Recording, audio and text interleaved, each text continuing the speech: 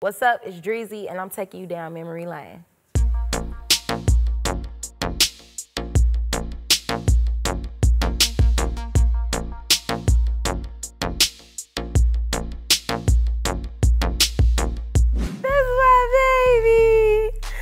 So that's my baby Chanel. Hey Chanel, say hey. She's like chilling right now, say hey.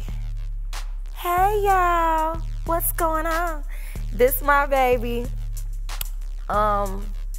Jacquees gave her to me as a Valentine's Day gift. She's so sweet, man.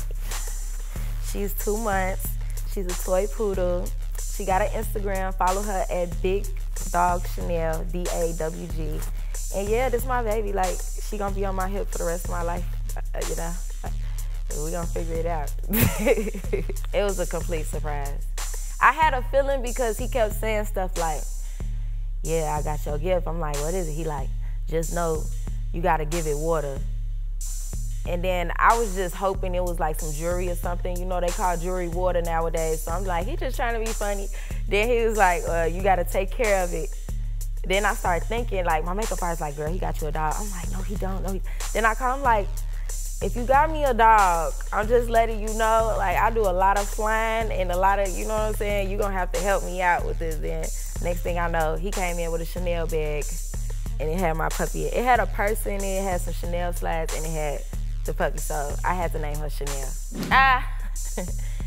That's me and Jacquees. That reminds me, we was in the studio. I was recording Big Drees. That's my new project. It's out. Go get that. And I remember Jacquees just flying back and forth to LA, and he was like, "What you doing? Where you at?" And he know where I record at, so he'll just be like, "I'm pulling up." Like, and I'll tell him like, "I'm working on my project." He's like, "All right, I'm just gonna come through. We finna time." He'll come with the Hennessy and the weed and just like, just good vibes. He'll just be in the cut, just listening to what I was working on, telling me how he felt about it. Like, just, you know, keeping me motivated in the studio. And then one day he came and he laid down his hook to this song we did called Love Someone. It's on Big Drees too, and it was a banger. He laid 2 hooks that night, but that was my favorite. And yeah, we was just working and recording and having fun. And then after every session, or before every session, we'll go somewhere fun. Like, we'll go bowling, or we'll go to Melrose and shop, or go out to eat, and like, you know, he just made it like the sessions cool, fun. There's a lot of things I like about him. I would say the thing I like the most is, because if you're around him, it's a lot of people depending on him. Like, it's a lot of people that's like working for what he's working for, and everybody trying to like figure it out, and he like the person that's keeping it all together. Like with his family, his mama, his friends, me. Like, he's the person that, like, when you need something or you need help or you know somebody gonna make sure shit running smooth and stuff, like, that's the person. He making sure everybody's straight. Like, even when I brought my friends around, like, even when I flew out there to shoot his video, he like, you wanna bring some friends? Like, then he brought my friends, and it was her birthday. He like, you wanna take her out? Like, he got her a birthday cake, he took her to the club, gave her money to throw. Like, he makes sure everybody's straight. Like, he don't just look out for me, he look out for everybody. And 10 times more with his people, so it's like, yeah, that's just a good person to have. That's me and Kash Doll, that's my girl. I remember that was, we was on top of my porch right there shooting some scenes, and I remember the videographer was telling us to do some weird shit, and we was looking at each other like, what? He was like, touch each other's faces. And we was like touching our faces. Then he was like, act like you're gonna kiss. And we was like, what? Like, we like, man, fuck what you talking about. We finna do what we do. And that's when I was like, middle finger. And she's like, turn the music up. And we just start vabbing, showing our jewelry, having fun, putting our foot on the car. She was sliding down the car. We was just having fun. That was the Chanel Slides video shoot. And we was just lit. We had some good food there in the mansion. We had all the fine boys, muscular men feeding us and massaging us, and you know, we was just in our own little world. Even before the video, we was kicking it. Like, we had started kicking it. We started going out we went to Inglewood and had this whole little restaurant to ourselves. And we got some smothered chicken and mashed potatoes, and we was just like, for real, I remember she had got seconds to go because that food was so good. She ordered 2 meals. I'll do the same thing though. And we was just smashing and talking, just how we wanted the video to be and how we wanted everything to play out. That was Halloween. I remember my makeup artist, his name Japan. He in Atlanta. He was like, Halloween, you should be Missy Elliot. I'm like, really? And he was like, yeah, you just remind me of Missy, like you got that cool girl vibe, this, that, and third. He was like, ain't nobody really recreated it. And I was like, I went and looked at the video, I'm like, we finna just have fun with this. Like, I had got the crown thing, that's really a biker hat. And I went and got some glue and put glue all over it. Like, you know when you on a bike, your helmet, I put glue all over it, then I went and got some gold glitter. I handmade all that stuff, except for the blow-up suit. But you know what? That blow-up suit was blue. So I had to go get some black spray paint, and I spray painted it, and then I sat it on my balcony, and I just let it sit for like the whole day.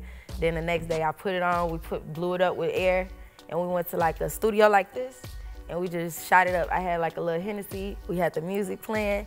My homie came through, we threw some glasses on him real quick, like, hey, you Timberland? He hopped in it, and we just, oh, and the other two girls was my dancers. They was in the video too, and we was just vibing, having fun for Halloween. And Missy saw it too, and she reposted it, so to this day, I still have like direct contact with her just because of that video.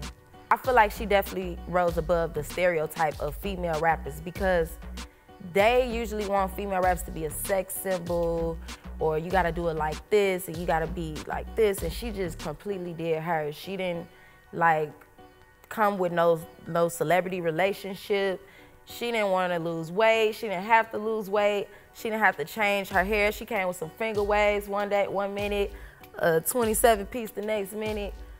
The swag was off the hook, like the music was hard. She was singing and rapping. Nobody made her like stick to one sound. She just did what she wanted to do. And I felt like she was a big trendsetter too. You know, so her confidence level was everything, especially being a colored woman. They want to try to stereotype you and box you in. And she just didn't listen to nobody. And she's one of the biggest influences in female rap. So shout out to her. That was overseas. I was with J. Cole. Where was we at? Was it Europe? Germany? It was something like that. And basically, he was headlining the show. He did a good job for the show, too. It was so packed. It was outside. And it was like a lot of stages going on at one time. So I had a stage. Oh, that was the time Black came to my show, too. I had a stage. When I tell you this was one of my emptiest shows I ever performed in my life, it was because they had me performing at the same time as J. Cole at another stage. I'm like, oh, this is a setup. And I came, but I didn't know it was gonna be like that. So I told Black, I'm like, Black, come to my show. You know, I'm gonna throw down, I might bring you out for spar and all this. And he's like, all right, I'm gonna come over there. I'm like, he ain't gonna come over there. Then I get to the stage. I look, it's like 8 people out there. I'm like, oh, hell no. I'm like, thank God Black ain't come. Then he tap on my shoulder like, you ready? I'm like, no, like, why you come to this show? All my shows be lit. This the one show. Then I'm just like, you know, I just gave him a little something. Then I'm like, let's go to J. Cole's show because I want to see his show too. And we went to his show. We watched it. Then afterwards, I'm like, I'm just gonna go say what's up backstage because, you know, I love J. Cole anyway. And I went backstage and we talked for like an hour and a half just about social media, music, like what he doing differently, how he don't care about what people think about him, and just giving me good advice. So shout out to J. Cole. And we just been growing our relationship since then, so. He one of those people that made it to a certain point that you look up to and you admire, but he not like too hard to reach. Like he's paying attention to all the new artists and the youth, and he want to give you advice. He want to talk to you, like he'll give you that one-on-one attention. Even when we was at Dreamville, like he was popping in the different sessions and like just nodding his head, listening to what we was recording and talking to us, telling us how he felt. Like he cool like that. This feel like summer camp or like some X-Men shit where it's like we all got powers in here and we in the school and we all trying to learn how to use ours. And he like the professor just coming in and checking on there, you know what I'm saying? It's like different studios going on at one time with different types of vibes, different rappers in there, different producers, and you would just pop in, and if you like what you hear, you wrote to it and you recorded it right on the spot. That's what everybody was doing. It was like some competition type shit. It wasn't a competition, it was really fun, but it's like, you know, you wanna hold your own because everybody trying to get a spot on the project. So last year I shot 2 films. One of them was a movie for Netflix and one of them was a TV show. So I think the hardest thing for me was I'm a rapper, you know what I'm saying? So when I go and I do my appearances, we have hair, we have makeup, we got stylists, everything has to be on point with the look, and it gotta be people who I trust, that I know is gonna do me right. You know, like, boys don't go anywhere to get a lining, you know what I'm saying? They don't go to any barber. I don't go to any hairstylist. I don't go to any makeup artist, because when I'm on this screen, I gotta look and feel comfortable. So I had to rise above that when it came to filming, because it's not about you. Unless you like the star of the movie, it's really not about you. And it's about what the director wants you to look like. So I had a real hard time, like, letting go of what I look like to look like what he wanted me to look like. Like, he was like, no wigs, no weave. And I'm just like, excuse me, like, for the past 10 years of my life, sir, I haven't worn my, you know what I'm saying? Like, and we was like, I had to just let go, like, then it was like, I had found my makeup artist and everything. I'm like, it's cool. Like, he's like, oh no, we don't have the budget to pay. I'm like, no, it's okay, I'll pay her. Oh no, we can't. And then he's like, this is who I use for all my movies. We have to use her. And I was just like, and she did it, and it wasn't like what I looked like. I didn't feel like I looked like myself, but I didn't want to like build a bad rep with him. So when it came to the second film for Boomerang, I was just like, do what y'all want. I don't care. I'll snatch my wig off. I'll come in that bare face, butt ass naked if y'all want. What you want to do? Like, let's just get the film done. I wanted the director to feel good and everybody else feel good until I could work myself up and be like, oh no, baby, I'm Halle Berry. This is my team. This is my, you know what I'm saying? So I had to rise above that, definitely. That was a big, hard thing for me.